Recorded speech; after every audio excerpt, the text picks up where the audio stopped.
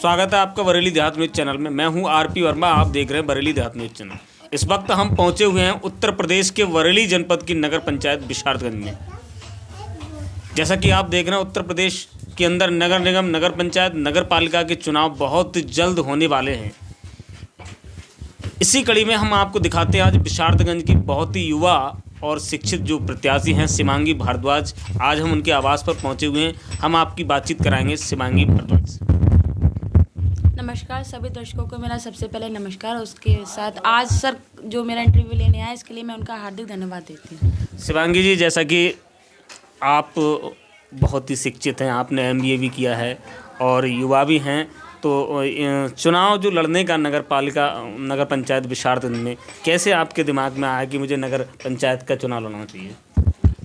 जहाँ समस्याएं होती हैं वहाँ समाधान स्वयं ही हो जाता है। विशारदगंज में समस्याएं बहुत ज़्यादा थी। यहाँ जन समस्याएं इतनी ज़्यादा हैं कि हमारे यहाँ 35 साल की चेयरमैनी अभी तक रही हुई है, 30 वर्ष तक, वो भी समस्याएं दूर नहीं कर पाई। इस दौरान मैंने भी सोचा कि एक बार मुझे भी लोगों के लिए प्रयास करना चाहिए और उसी प्रयास की कड़ी में यह मेरा पहला कदम है। शिवांगी जी, जैसे कि तमाम जो राजनीतिक दल हैं और जो संभावित प्रत्याशी हैं, तमाम उनके पार्टियों के फ्लैग्स और बैनर लगे हुए हैं, तो आपका जो बैनर है वो एक नॉन पार्टी, एक बिल्कुल किसी राजनीतिक दल के साथ नहीं है, तो क्या आप राजनीतिक दल से चुनाव लड़ेंगे या निर्दलीय?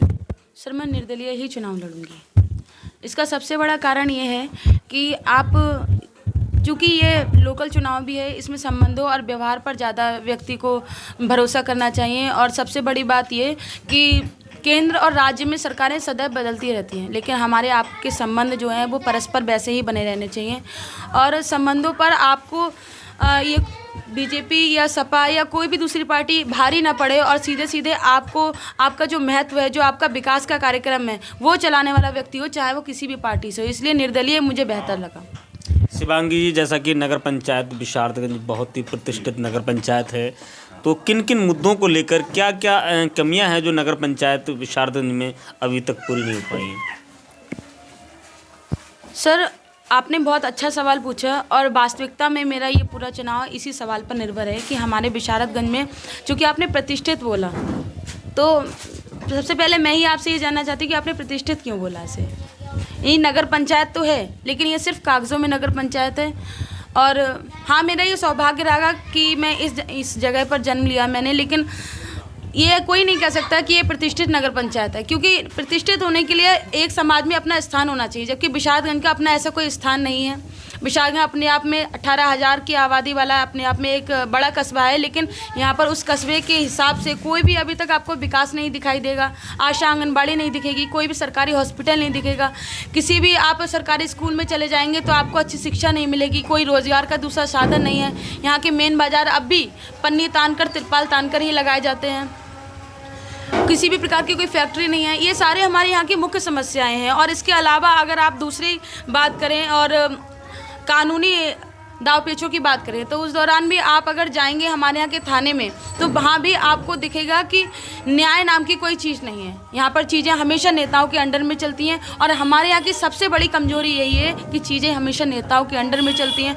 हमें चाहिए, हालांकि मैं भी नेता बनने वाली हूँ, लेकिन हमें चाहिए कि चीज़ें जनता के द्वारा हो, क्योंकि ये लोकतंत्र है। लोकतंत्र में व्यक्ति स्वयं चुनाव करता है, तो जनता के द्वारा जो चीज़ें जनता के लिए चुनी जाए उन्हीं पे उनके लिए काम मिलना चाहिए, ना कि उन्हें सिर्फ वोट लेने के बाद भूल जाना चाहिए। शिवांगी जी, जैसा कि आप नगर पंचायत विशारदगंज में चेयरमैन पद की दावेदार हैं और आपको बरेली देहात न्यूज़ के माध्यम से विशारदगंज सहित पूरा देश देख रहा है, आपके लिए नगर पंचायत विशारदगंज की जनता चुनाव जिताती है, तो सबसे जो एक तरह से जो आपका कहना है कि बहुत पिछड़ा हुआ है, अगर आप चेयरमैन बनती हैं तो आपके द्वारा विशारदगंज में कौन कौन से बड़े कार्य कराए जाएंगे? सबसे पहले मेरे द्वारा महिलाओं के लिए आशा और आंगनबाड़ी की व्यवस्था करवाई जाएगी।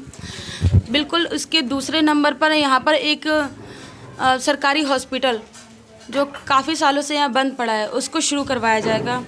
और तीसरा सबसे बड़ा काम जिस पे मैं सबसे ज़्यादा जोर दूँगी, वो है यहाँ पर लड़कियों की शिक्षा। हमारे जो छोटे बच्चे हैं उनकी शिक्षा सरकारी स्कूल में ही उन्हें सबसे बेहतर और सबसे अच्छी शिक्षा मिले, इसका मेरा सबसे पहला और पूरा प्रयास रहेगा। शिवांगी जी, जैसा कि अभी मैंने नगर पंचायत विशारदन को प्रतिष्ठित बोला था, इसलिए क्योंकि यहाँ एक रेलवे स्टेशन भी है, इसलिए इसका नाम भी बहुत बड़ा है, क्योंकि यहाँ से तमाम जो ट्रेनें गुजरती हैं। और यहाँ पर कोई रोडवेज का भी यहाँ स्टॉप नहीं है, इस पर क्या करेंगे आप? ये बात आपकी बिल्कुल सही है कि यहाँ पर रेलवे की व्यवस्था है, और ये रेलवे की व्यवस्था आपसे नहीं, जब यहाँ अंग्रेज़ों का राज्य था हमारे भारत देश पर, तब से है। लेकिन यही हमारा दुर्भाग्य है कि हमारा रेलवे की व्यवस्था है, क्योंकि लोग ये सोचते हैं जहाँ पर रेल है वहाँ बहुत विकास है। लेकिन हमने अपने यहाँ जो हमारा ताज़ा उदाहरण है, जहाँ पर हम रह रहे हैं, वहाँ पर सीधा सीधा ये दिखता है जहाँ रेल नहीं है वहाँ विकास है। तो मुझे तो ये लगता है कि शायद रेल होना ही हमारा दुर्भाग्य हो गया है, क्योंकि आंवला अगर आप देवचरा देखेंगे वहाँ रेल नहीं है, बल्लिया देखेंगे वहाँ रेल नहीं है, आप अलीगंज देखेंगे वहाँ रेल नहीं है, लेकिन वहाँ विकास पर्याप्त रूप से है।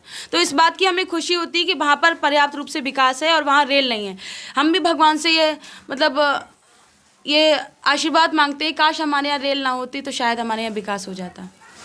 अपने आप को हम इस मामले में बहुत पिछड़ा हुआ महसूस करते हैं। हाँ, ये बात ठीक है, जहाँ रेल है वहाँ विकास है। हमारे विशालगंज में भी होना चाहिए था, लेकिन यहाँ के नेता जो अभी तक लगातार भ्रष्टाचारी ही बने, उन्होंने कभी इस बात को महत्व नहीं दिया कि यहाँ रेल है तो यहाँ विकास भी होना चाहिए। ये रोडवेज, जैसा कि रोडवेज की भी व्यवस्था होनी चाहिए, तो आपके द्वारा इस पर क्या प्रतिक्रिया है? बिल्कुल प्रतिक्रिया है सर। रोडवेज, अब आप सोचिए ना, जब हमारी जो बुनियादी चीज़ें हैं, देखिए रोडवेज की अगर आप बात करेंगे तो ये कहीं ना कहीं बुनियादी चीज़ों से एक कदम ऊपर है, क्योंकि हमारे यहाँ विकास के लिए, परिवहन के लिए रेल है, प्राइवेट चीज़ें दूसरी भी हैं, लेकिन हमारी जो ज़मीनी चीज़ें हैं सबसे पहले मैं उस पर काम करूँगी और उसके बाद मैं रोडवेज पर जाऊँगी, लेकिन सबसे पहले बुनियादी चीज़ें, शिक्षा, स्वास्थ्य, रोजगार।